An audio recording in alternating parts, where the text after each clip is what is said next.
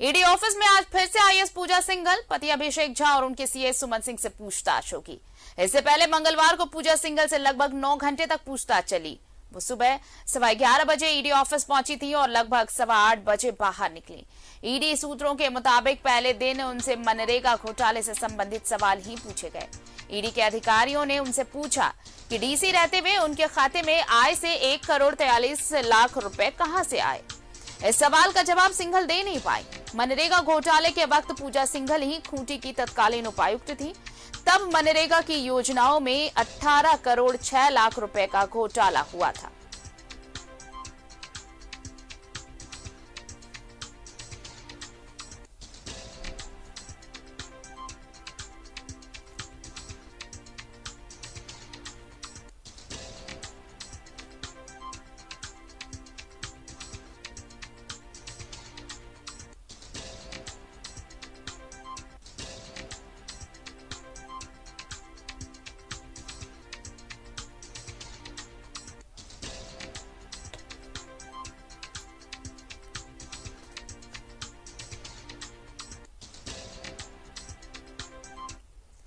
CA सुमन और अभिषेक झा के बाद मंगलवार को आईएएस पूजा सिंघल को ईडी के तीखे सवालों का सामना करना पड़ा। ईडी ऑफिस में खान सचिव पूजा सिंघल से घंटों सवाल जवाब हुए। वहीं अब इस मामले में पूजा सिंघल की मुश्किलें और बढ़ने वाली हैं। झारखंड हाईकोर्ट में पूजा सिंघल समेत करीब आधा दर्जन सीनियर आईएएस अधिकारियों की संपत्ति की सीबीआई जांच के लिए हस्तक्षेप याचिका दायर की गई है। रिपोर्ट देखिए। पूजा सिंघल से ईडी की पूछताछ, ईडी के तीखे सवालों से पूजा का सामना, बढ़ सकती है पूजा सिंघल की मुश्किलें। सीए सुमन सिंह और पति अभिषेक झा के बाद अब आईएएस पूजा सिंघल को ईडी के तीखे सवालों का सामना करना पड़ा। ईडी दफ्तर में घंटों आईएएस पूजा सिंघल से पूछताछ हुई। इस दौरान ईडी ने आईएएस पूजा सिंघल, उनके पति अभिषेक झा और सीए सुमन कुमार सिंह पर सवालों की बौछार कर दी। पहले पूजा सिंघल से अकेले में सवाल जवाब हुआ, फिर तीनों को एक साथ बिठाकर पूछताछ हुई। आइए जानते हैं क्या पूछे गए हैं सवाल।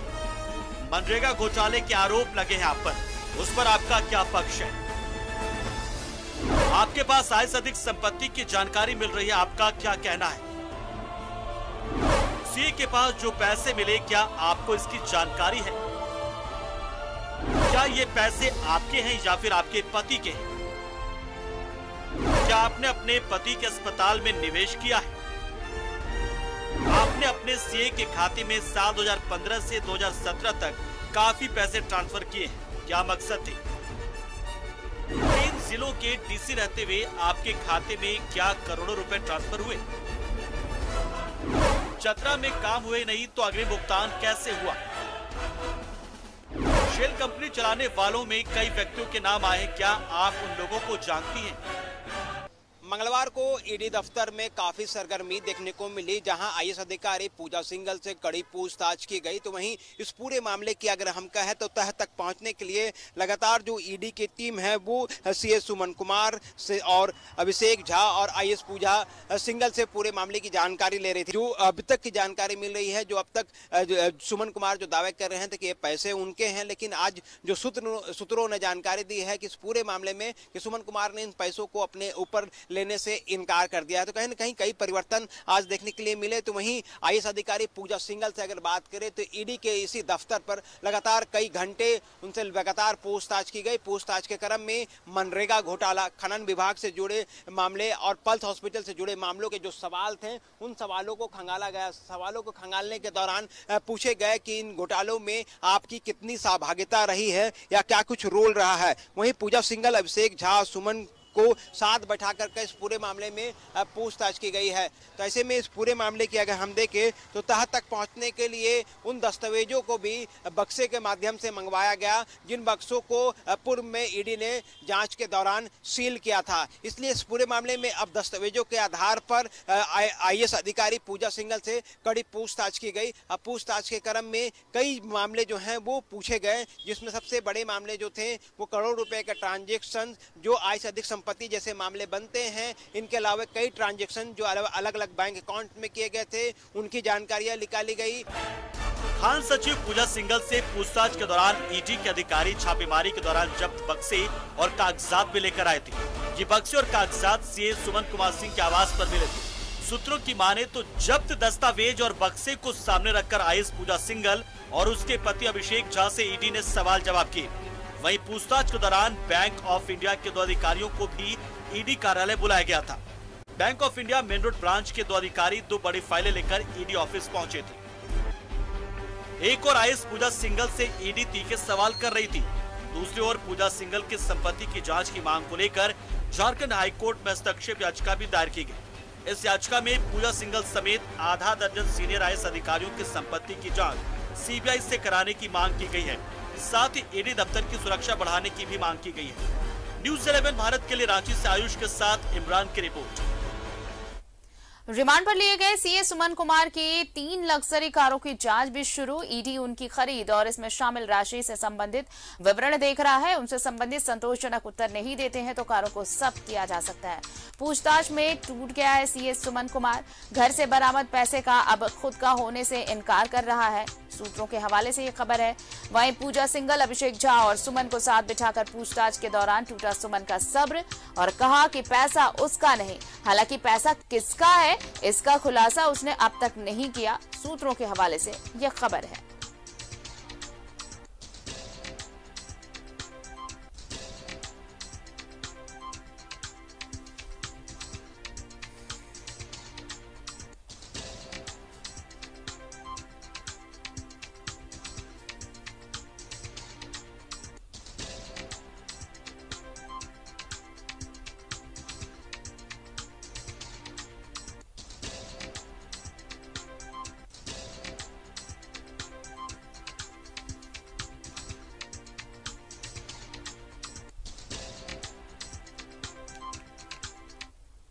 ईडी की रडार पर आए पूजा एंड कंपनी पर न्यूज़ 11 भारत आज एक और बड़ा खुलासा करने जा रहा है।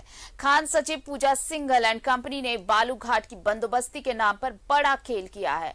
इस काले खेल में कई जिलों के डीसी और डीएमओ के हाथ रंगे हैं। पैसों के लिए नियमों को ताक पर रखकर बालूघाट को लेकर पर्यावरण क्लियरेंस दिया गया। पूरा मामला गढ़वा के खोखा बालूघाट की बंदोबस्ती से जुड़ा है। देखिए बालू की बंदोबस्ती पर न्यूज़ 11 का सबसे बड़ा खुलासा, पूजा का पाप घाट। पूजा एंड कंपनी पर एक और बड़ा खुलासा। बालूघाट की बंदोबस्ती के नाम पर बड़ा खेल। खान सचिव पूजा सिंघल की मिलीभगत से खेल। काले खेल में डीसी और डीएमओ भी शामिल। ईडी के रडार पर आए पूजा एंड कंपनी की कारस्तानी की लिस्ट लंबी होती चली जा रही है। न्यूज़ 11 भारत आज पूजा एंड कंपनी के एक और काले खेल का खुलासा करने जा रहा है। न्यूज़ 11 भारत आज खान सचिव पूजा सिंघल और उनके सहयोगियों के काले कारनामों का सबूत भी दिखाने जा रहा है। आज हम परत दर परत उनके काले कारनामों की पोल खोलने जा रहे हैं। देखिए पैसों के लिए खान सचिव पूजा सिंघल ने पहले कैसे नियमों को सख्त किया और फिर पैसों के लिए कैसे अपने ही बनाए नियम की धज्जियां उड़ाए। पूरा खेल बालूघाट की बंदोबस्ती से जुड़ा है, लेकिन सबसे पहले बालूघाटों की बंदोबस्ती और उसके लिए पर्यावरण क्लियरेंस के नियम को समझिए। पूजा एंड कंपनी का काला खेल। बालूघाट के बंदोबस्ती के 180 दिन के भीतर पर्यावरण क्लियरेंस जरूरी, लेकिन कई बालूघाट संचालकों ने 180 दिन के बाद भी डीसी से पट्टा लिया। 7 मार्च 2022 को खान सचिव पूजा सिंघल के निर्देश पर पत्र जारी। पत्रांक 488 द्वारा खान निदेशक अमित कुमार ने जारी किया पत्र। 180 दिन बाद पर्यावरण क्लियरेंस लेने वालों का पट्टा रद्द करने के निर्देश। पत्र के आलोक में डीएमओ ने कई बालूघाटों के पट्टे को रद्द कर दिया। 180 दिन यानी 6 महीने बाद पर्यावरण क्लियरेंस लेने वालों का पट्टा रद्द। लेकिन अब पैसों की खान सचिव पूजा सिंघल का कारनामा देखिए कैसे पूजा ने पैसों के लिए अपने ही नियम की धज्जियां उड़ा डाली। पूजा एंड कंपनी का काला खेल। गढ़वा के खोखा बालूघाट की बंदोबस्ती गंगा कावेरी कंस्ट्रक्शन लिमिटेड को 4 जुलाई 2015 को गंगा कावेरी कंस्ट्रक्शन को बालूघाट की हुई बंदोबस्ती। 16 फरवरी 2022 यानी करीब 7 साल बाद फिर मिला पर्यावरण क्लियरेंस। तमाम कायदे और कानून को दरकिनार कर पर्यावरण क्लियरेंस। 10 से 15 करोड़ घूस लेकर पूजा सिंघल के निर्देश पर पर्यावरण क्लियरेंस। पूजा सिंघल के निर्देश पर डीसी और डीएमओ ने बालूघाट की बंदोबस्ती की, यानी बालूघाट की बंदोबस्ती और फिर पर्यावरण क्लियरेंस को लेकर खान सचिव ने पहले 6 महीने का डेडलाइन तय किया, लेकिन पैसे मिले तो कायदे कानून खत्म। 6 महीने क्या, 6 साल बाद भी पर्यावरण क्लियरेंस। नीलामी वित्तीय वर्ष 2015 में हुई थी, उसके आधार पर उसका LOI निर्गत किया गया था। उस समय नियम आया था कि जिसका 6 महीना के अंदर रूल जब आया, उससे 6 महीना के अंदर पर्यावरणीय सहमति नहीं लाता है तो उसको LOI को रद्द समझा जाएगा। उसके बाद नियम आया कि जो 6 महीना के अंदर पर्यावरणीय सहमति नहीं दे पाए हैं, उनका गुण दोष के आधार पर माइंस कमिश्नर कोर्ट में समीक्षा किया जाएगा। तो इस मामले में कोर्ट में माइंस कमिश्नर के कोर्ट में समीक्षा हुआ, वहाँ रिवीजन केस फाइल हुआ था। कोर्ट का जो डिसीजन हुआ कि नहीं, इनका LOI जो है अभी बरकरार रहेगा। उसके बाद जो है उनको पर्यावरणीय सहमति मिली।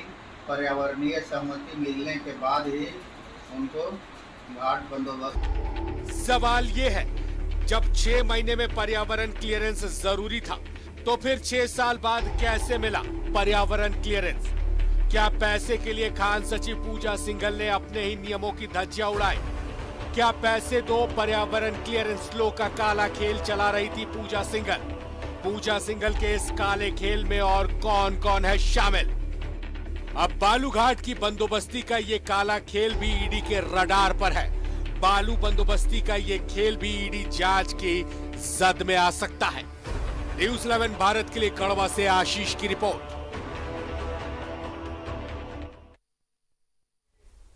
तो किस तरह से देखिए पूजा का पाप घाट, ये रिपोर्ट हमने दिखाई आपको कि कैसे पूरी मिली भगत थी और इस पर न्यूज़ 11 भारत ने बड़ा खुलासा किया। बालूघाट की बंदोबस्ती के नाम पर कैसे बड़ा खेल चल रहा है और खान सचिव पूजा सिंघल की मिली भगत से ये खेल चल रहा। काले खेल में कई डीसी और डीएमओ भी शामिल हैं।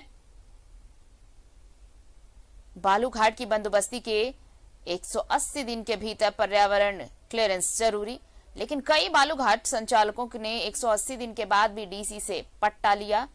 7 मार्च 2022 को खान सचिव पूजा सिंघल के निर्देश पर पत्र जारी। पत्रांक 488 द्वारा खान निदेशक अमित कुमार ने पत्र जारी किया। 180 दिन बाद पर्यावरण क्लियरेंस लेने वालों का पट्टा रद्द करने के निर्देश। पत्र के आलोक में डीएमओ ने कई बालूघाटों के पट्टे को रद्द कर दिया। 180 दिन यानी 6 महीने बाद पर्यावरण क्लियरेंस लेने वालों का पट्टा रद्द। गढ़वा के खोखा बालूघाट की बंदोबस्ती गंगा कावेरी कंस्ट्रक्शन लिमिटेड को। 4 जुलाई 2015 को गंगा कावेरी कंस्ट्रक्शन को बालूघाट की हुई बंदोबस्ती। 16 फरवरी 2022 यानी करीब 7 साल बाद मिला पर्यावरण क्लियरेंस। और चलिए हमारे साथ सहयोगी आशीष जुड़ रहे हैं, गढ़वा से सीधे रुक कर लेते हैं गढ़वा का। आशीष, देखिए नियम कानून तो बहुत सारे हैं कागजों में, लेकिन और इन नियम कानून को कैसे ताक पर रखकर बालूघाटों पर ये मिली भगत से ये पूरा काला कारोबार चलता रहा, लेकिन अब सारे काले कारोबार का पर्दाफाश होने का वक्त। देखिए आपको ये बता दूं कि जो खासकर खोखा बालूघाट का जो मामला है, जो 7 साल बाद पर्यावरण क्लियरेंस दिया गया, तो ये मामला देखिए कुछ दिन पहले से चल रहा है। क्योंकि हम लोगों ने 2-3 महीने पहले खबर दिखाया था कैसे यहाँ के जो डीएमओ थे योगेंद्र बड़ाई, उनको आनंद फानंद में यहाँ से ट्रांसफर किया गया, यहाँ से हटाया गया और उसके बदले ये जो नए डीएमओ है इनको लाया गया। तो ये मामला लग रहा है कि जो उस समय से इनका जो प्लानिंग था, काफी पहले से प्लानिंग चल रहा था। क्योंकि योगेंद्र जो बड़ाई थे वो पर्यावरण क्लियरेंस जो खोखा घाट है उसका पर्यावरण क्लियरेंस देने में वो दे नहीं रहे थे और इसी के चलते इनको एक ट्रांसफर किया गया था। और ट्रांसफर करने के बाद जो नया डीएमओ जो यहाँ आए और डीएमओ के मिली भगत से खान सचिव के मिलीभगत से, खान अधिकारी के मिलीभगत से, तमाम अधिकारियों के मिलीभगत से ये करोड़ों का खेल हुआ है। और चूंकि मैं लगातार बोल रहा हूँ कि जो बालूघाट, खोखा बालूघाट है, वहां का जो बालू की स्थिति है वो करोड़ों रुपए लोग खर्च करते हैं, इसलिए वहां से अरबों के बालू का अवैध कारोबार लोग करता है। तो अवैध कारोबार में अरबों का बालू का हो रहा है, तो करोड़ों रुपए खर्च करके अधिकारियों को खरीद के, चाहे वो जिला के अधिकारी हो, खनन अधिकारी हो या राज्य स्तर के अधिकारी है, तमाम लोगों को खरीद के उसके बाद ये खोखा बालूघाट का अवैध तरीका से ये 7 साल बाद पर्यावरण क्लियरेंस देने का मामला प्रकाश में आया है। जी बिल्कुल। और देखिए, पूजा एंड कंपनी का जो काला खेल चल रहा था, अब धीरे धीरे नाम भी सामने आ रहे हैं कि आखिर कौन कौन थे, और राज अब परत दर परत खुलते जा रहे हैं। आशीष, बिल्कुल देखिए, मामला चूंकि करोड़ों का मामला है और करोड़ों का मामला में एक खेल लगातार, खान सचिव की बात करें, पूजा सिंघल की बात करें या गढ़वा के अधिकारियों की बात करें, तो लगातार इस प्रकार का मामला, चूंकि मैं बता दूं गढ़वा में बाकी जो बालूघाट है, सही बालूघाट बंद है, और ये जो बालूघाट है वह 3 राज्यों से घिरा हुआ बालूघाट है। और सही मायने में अगर इस घाट की मैं बात करूं तो इस घाट में जो बंदोबस्ती हुआ, बंदोबस्ती करने का कोई नियम ही नहीं वहां पर बनता है, क्योंकि जो एरिया है वो कैमूर इको पॉइंट के नाम से जाना है, तो एरिया वहां पर 3 राज्यों से घिरा हुआ क्षेत्र है। और वहां से 1 से 1.5 किलोमीटर बगल में फॉरेस्ट है, फॉरेस्ट के बगल में आप बंदोबस्ती नहीं दे सकते हैं, बालूघाट नहीं दे सकते हैं। साथ में वहां पे धार्मिक स्थल के साथ साथ मंदिर है, उसके बगल में स्कूल है, वहां पे भी आप बालूघाट का बंदोबस्ती नहीं दे सकते। साथ में माहौल जो वहां का है, इसके पहले ये बता दूं कि गढ़वा जिला में लगातार बालू को लेकर हमेशा यहाँ पे लड़ाई झगड़ा होता रहता है। इसके पहले 3 से 4 मर्डर किया गया, तो 3-4 साल पहले।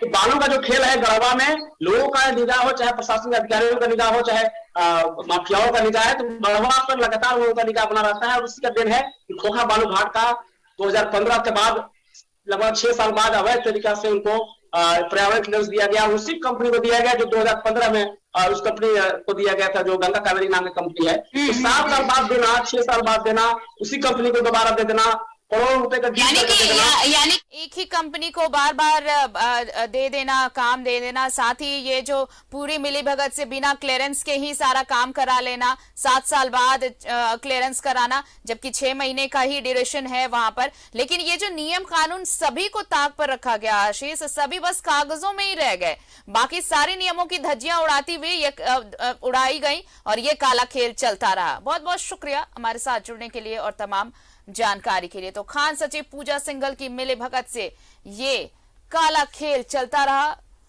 गढ़वा में बालू बंदोबस्ती किस तरह से की गई, देखिए, सारे नियमों की धज्जियां उड़ाते हुए, ताक पर रखते हुए ये मिलीभगत चलती रही। एक छोटा सा ब्रेक लेते हैं, फौरन हाजिर होंगे। देखते रहिए न्यूज़ 11 भारत। अब पूजा एंड कंपनी की एक और कारस्तानी देखिए। खनन सचिव पूजा सिंघल के खनन मित्र हैं नोवामुंडी के अनिल खीरवाल। इनकी माइंस कंपनी है। इनकी कंपनी ने नियम कानून सभी को ताक पर रख दिया। जब इसकी खबर न्यूज़ 11 ने दिखाई तो माइनिंग विभाग ने खीरवाल के दोनों स्टॉकिंग यार्ड में छापेमारी की, लेकिन ये छापेमारी महज खानापूर्ति दिखाई दी। हमने सोमवार को नोवामुंडी में अनिल खीरवाल के अवैध लॉ खनन की रिपोर्ट दिखाई थी। रिपोर्ट दिखाने के बाद खनन विभाग की टीम ने छापेमारी की। 2 सदस्यों की टीम ने खदान से लॉ अयस्क उठाओ, डिस्पैच और रजिस्टर की जांच की और अपने साथ ग्रेडिंग के लिए लॉ अयस्क अपने साथ ले गए। लेकिन ये छापेमारी अपने पीछे कई सवाल छोड़ गए। सवाल नंबर 1, डीएमओ और माइनिंग अधिकारी की मिलीभगत से ही खनन का खेल चलता है। जिस डीएमओ पर आरोप था उसी को जांच का जिम्मा क्यों दिया गया? खीरवाल कंपनी ने माइनिंग एरिया छोड़कर और एरिया में किसके इशारे पर खनन किया? सवाल नंबर 2, कंपनी ने लाखों लाख मीट्रिक टन लॉ अयस्क का खनन किया। इस कंपनी ने कई जगह लाखों टन स्टॉक जमा कर रखा है। लॉ अयस्क को रातों रात बेचा जा सकता है। छापेमारी टीम ने पूरे माल को जब्त क्यों नहीं किया या फिर कब्जे में क्यों नहीं लिया? सवाल नंबर 3, इस पूरे खेल में खनन सचिव पूजा सिंघल का पूरा हाथ था। पूजा सिंघल को इसके एवज में कितने रुपए मिले थे? आज पूजा सिंघल से पूछताछ की जा रही है। इस बात की भी जरूरत है कि ईडी सभी माल को अपने कब्जे में ले ले। साथ ही सरकार और मुख्य सचिव को एक्शन में आकर माल को कस्टडी में ले लेना चाहिए। किरीबुरू से न्यूज़ 11 भारत के लिए करमवीर की रिपोर्ट। तो तो देखिए खीरवाल कंपनी की कहानी हमने दिखाई थी आपको कि कैसे पूजा सिंघल का वरदहस्त था और पूजा सिंघल की मिलीभगत से यहाँ पर अवैध माइनिंग का खेल चल रहा था। लेकिन इन सब के बाद जब हमने खबर प्रमुखता से दिखाई, इसके बाद स्टॉक यार्ड में टीम तो पहुंची छापेमारी के लिए, लेकिन ये छापेमारी महज दिखावा ही नजर आई। और ये अब है खबर है कि अगर टीम वहां पहुंची थी तो जो वहां पर अयस्क थे उसे जब्त क्यों नहीं किया? क्या रातों रात कहीं ऐसा ना हो कि जो भी अयस्क हैं उन्हें खपा दिया जाए, कहीं बेच दिया जाए? आप बताइए कि कंपनी ने लाखों लाख मीट्रिक टन का खनन किया, कई जगहों पर लाखों टन स्टॉक जमा कर रखा है, लौ अयस्क को रातों रात बेचा जा सकता है। ये तमाम ऐसे सवाल हैं जिनके जवाब मिलने चाहिए। और जब टीम पहुंची तो सिर्फ ये जो छापेमारी थी ये महज दिखावा ही साबित हुई, क्योंकि ना तो वहां पर स्टॉक जो किया गया था अयस्क उसका कोई मिलान दिखा गया, ना ही वहां पर जो स्टॉक रखे गए थे अयस्क को जो स्टॉक किया गया था उसे जब्त किया गया। ऐसी कोई कार्रवाई नहीं हुई जिससे ये लगे कि वाकई यहां पर छापेमारी हुई है और उसके बाद कार्रवाई भी होगी। तो ऐसे में अब ये सवाल कि किसके इशारे पर खनन हुआ और क्यों, किसे बचाने की कोशिश हो रही है। हमारे साथ कर्मवीर जुड़े हुए हैं सहयोगी किरीबुरु से। कर्मवीर, देखिए खबर हमने दिखाई, उसका असर तो इतना हुआ कि एक टीम जरूर पहुंची छापेमारी के लिए, लेकिन छापेमारी तो महज दिखावा ही साबित हुई। जी बिल्कुल, देखिए जब भी हम लोगों के द्वारा लॉ एक्ट की तस्करी का खबर दिखाया गया है उसके बाद प्रशासन जागती है और घटनास्थल पर पहुंचती है, फिर कई तरह के ताम झाम किए जाते हैं, लेकिन बाद में फिर वही रवैया होता है, फिर वही तस्करी का खेल जारी रहता है। यहाँ पर भी कुछ इसी तरह का हुआ। अभी हम लोग जैसे न्यूज दिखाए हैं उसके बाद यहाँ पर एक्शन में आई है जिला प्रशासन, उसके बाद फिर उसी तरह का तस्करी होगा। ये इसलिए कह रहे हैं क्योंकि इससे पहले भी हाट गमरिया में हो चाहे जामदा का वन विभाग का गेट हो, ये सभी जगहों पे इस तरह से रोक लगाने की कोशिश की गई है महज 10-15 दिनों के लिए। जब हम लोग खबर दिखाते हैं तो कार्रवाई होती है, उसके बाद फिर वही खेल धड़ल्ले से चलता है। यहाँ पर भी आप देख सकते हैं कि जब अगर इतना बड़ा खेला हो रहा था, जब उनको 75,000 टन ही निकालना था एक साल में, तो अचानक ऐसा क्या हुआ जो 2-4 महीना के अंदर वहाँ लाखों टन खनन हो गया? और खनन हुआ तो प्रशासन क्यों नहीं जागी? क्यों नहीं? और खनन हो रहा है, स्टॉक यार्ड हो रहा है, विपरीत दिशा में परिवहन करके स्टॉक किया जा रहा है, उसके बाद भी प्रशासन की नजर नहीं आती है। ऐसा तो हो ही नहीं सकता है कि किसी की। और कर्मवीर, सवाल ये भी है कि जो ये लाखों लाख टन की क्षमता में खनन हुआ और मतलब उसे स्टॉक भी किया गया जहां था, क्या इसकी जानकारी नहीं मिली जब टीम वहां पर पहुंची? क्या उन स्टॉक का मिलान नहीं किया गया? क्या उस पर कोई एक्शन नहीं लिया गया? यही सवाल तो यहाँ खड़ा होता है कि जिस तरह से वहां पे लाखों टन का खनन हुआ, खनन होने के बाद मैं कह रहा हूँ कि विपरीत दिशा में जो नौमुंडी से बड़ा जामदा की और आ करके राजश्री मिनरल्स जो एक यार्ड है वहां पर लाखों टन रखा गया लोहार। तो आखिर ऐसा कैसे हो सकता है कि किसी को जानकारी ना हो और बिना डीएमओ की परमिशन के यहाँ पे ट्रांसपोर्टिंग कैसे हुई? और लंप, ओवरलोड, ये सारे तमाम चीज जो आरोप लगते आए हैं, ये सब किसकी मिलीभगत से हुई? जी। और देखिए एक तरफ इनसे पूछताछ चल रही है, दूसरी तरफ छापेमारी का दिखावा किया गया। ऐसे में तो रातों रात जो खनन कर रखा गया है, ऐस को जगह जगह पे स्टॉक किया गया है, उसे तो कहीं और भी खपाया जा सकता है, उसे तो भेजा जा सकता है। देखिए बिल्कुल, क्योंकि ये जो है मैं बता रहा हूँ जो यार्ड है पहला मतलब खनन फर्स्ट जो यार्ड है वो उड़ीसा के रास्ते से गुजरता है और दोनों साइड से वो सीमांचल क्षेत्र है, उड़ीसा और झारखंड, और जो उड़ीसा से जितनी भी गाड़ी आती है वो उसी रास्ते से आते हैं। तो जाहिर सी बात है आराम से वहां पर रात को लोड करके फिर भेजा जा सकता है। और ऐसा चल भी रहा था। हम लोगों ने इससे भी कई बार खबर दिखाई है कि जो माइनिंग चलान होता है, माइनिंग चलान लेकर के उड़ीसा से आते हैं, उसमें ओवरलोड कर दिया जाता है यहाँ पे और वो जाकर के सीधे प्लांट में चले जाता है। मतलब कुल मिलाकर कर्मवीर हम ये कहें कि खेल अभी भी चल रहा है, खेल खत्म नहीं हुआ है। और इस खेल में सिर्फ जो सामने दिख रहे हैं वही नहीं, कई और भी चेहरे हैं जो पर्दे के पीछे अभी भी बैठे हुए हैं, उनका चेहरा सामने आना बहुत जरूरी है। और ये खेल अभी भी चल रहा है, इस खेल को रोकने वाला कोई चाहिए, क्योंकि देखिए जब छापेमारी भी हुई तो ये महज दिखावा है, कोई एक्शन नहीं लिया गया। बहरहाल शुक्रिया कर्मवीर तमाम जानकारी के लिए। तो देखिए कंपनी ने सिर्फ देखिए एक साल में सिर्फ 75,000 टन ही खनन की परमिशन मिली थी, लेकिन 1 साल में लाखों लाख टन अयस्क निकाल लिए गए, सारे नियम कानून को ताक पर रखते हुए, सभी नियमों की धज्जियां उड़ाते हुए, और इसे अलग अलग जगहों पर स्टॉक भी किया गया है। लेकिन किसी को कोई फर्क नहीं पड़ रहा। अगर टीम भी पहुंची तो ना तो स्टॉक का मिलान हुआ, ना ही जो स्टॉक किए गए थे अयस्क उन्हें जब्त किया गया, या फिर पूछताछ ही हुई, या फिर किसी को डिटेन ही किया गया। ये तमाम जो चीजें हैं वो जब अब सामने आ रही हैं तो ये पता चल रहा है कि ये कितना बड़ा खेल है और अभी भी ये काला खेल चल रहा है। इस बुलेटिन में इतना ही। नमस्कार।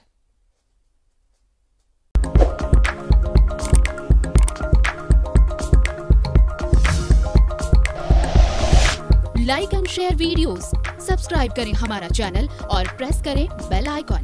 News 11 भारत, सच है तो दिखेगा।